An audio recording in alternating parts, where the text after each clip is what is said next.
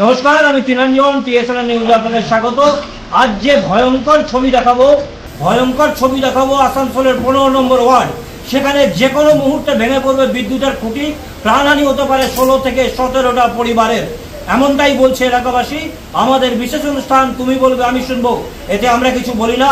এলাকাবাসী বলছে কি অবস্থায় রয়েছে বিদ্যুতের খুঁটি, একটা গাছের ডাল দিয়ে লাগানো রয়েছে এবং যাতে বিদ্যুতের সংযোগ রয়েছে সেই তার বাড়ির জানলা দিয়ে যাচ্ছে।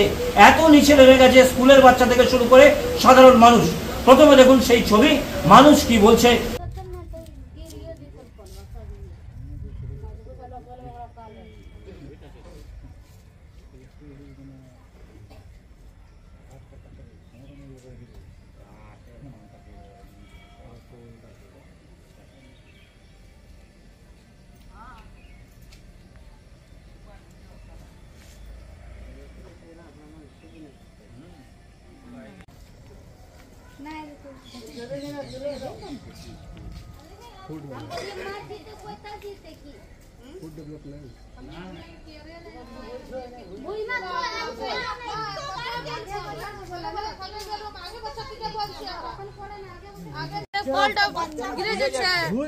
ঝুলে যাচ্ছে আর আমরা ছিলা পিলা যায় ঘুরে বেড়ায়, যদি পড়ে যায় তো গায়ে পড়ে যাবে তো কি হবে? কত হবে না আমাদের?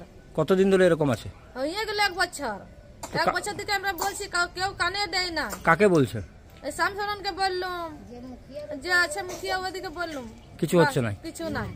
তো এইটাতে লাইন আছে তো? হ্যাঁ লাইন আছে, চালু নাই চালু সবকে লাইন লাইন আছে। কত কষ্ট আমাদের, তো বলতে যাচ্ছি কেউ শুনছে না আমাদের কথা, গ্রাহ্য না আমাদেরকে। মিটিংয়ে গেলাম সব পরিবার, সবাই মিলে বললাম বলছে হ্যাঁ ও লাইনটা চালু হবে তখন এটা করে দেবো। এটা কোন মানে গলির তারটা দেখুন একটা ছোট ছিলা ঝুলবে, আর এখানে লাইট নাই, কোনো নাই, গলিতেও লাইট নেই। অনেকদিন ধরেই তো এরকম তারটা আছে। হ্যাঁ হ্যাঁ অনেক দিন ধরে আছে, কিছু হচ্ছে না। না তো এই তো যে কোনো সময় ইলেকট্রিক বিল ওয়ালাকে বলছি, ও কোনো বলছে না। ইলেকট্রিক বিল দিয়ে পরে চলে গেছে, স্লিপটা খালি ফটো খিচে চলে গেছে। তো এই তো যে কোনো দিন বিপদ হয়ে যাবে বাচ্চাটা। তবে তো বিপদ হলে আমাদের ঘটবে, ওয়াতে থোড়ো না কারো ঘটবে। তো কাউন্সিলরকে বলেছিলেন? হ্যাঁ কাউন্সিলরকে দেখাই গেলাম তো सबके। अपने काउंसलर के वही तो श्याम सोरेन विकिया का बोल रहा हूँ, अरे तुम कुछ करेगा नहीं करेगा, तुम पोलवा ठीक कर दो। हमारे तो कोनो चाहते जैसे ना वो ठीक है। কি নাম আপনার? আমার নাম বিক্রম ভূঁইয়া।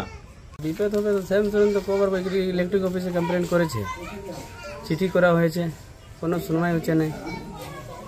এরা বলছে 1 বছর ধরে এরকমই পোলটা। তো শ্যাম সোরেন কমপ্লেন করেছে, চিঠিও করা হয়েছে।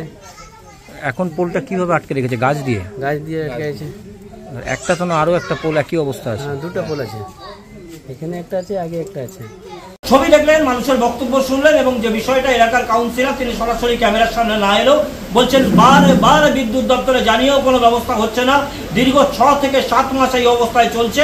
বিদ্যুৎ দপ্তরের লোকেরা আসছে, দেখে যাচ্ছে, এমন বক্তব্য এলাকাবাসীর, সেই পাড়ার মানুষের। কিন্তু কাউন্সিলর বলছেন তিনি অসহায়, তিনি বারবার বলেও কোনো ব্যবস্থা হচ্ছে না এবং যে কোনো মুহূর্তে দুর্ঘটনা ঘটতে পারে, এমনটাই বলছেন যারা ওখানে থাকেন তারা। এখন দেখার প্রশাসন কি ব্যবস্থা নেয়। সব খবর সবার আগে দেখতে চোখ রাখুন টিএসএন নিউজের পর্দায়।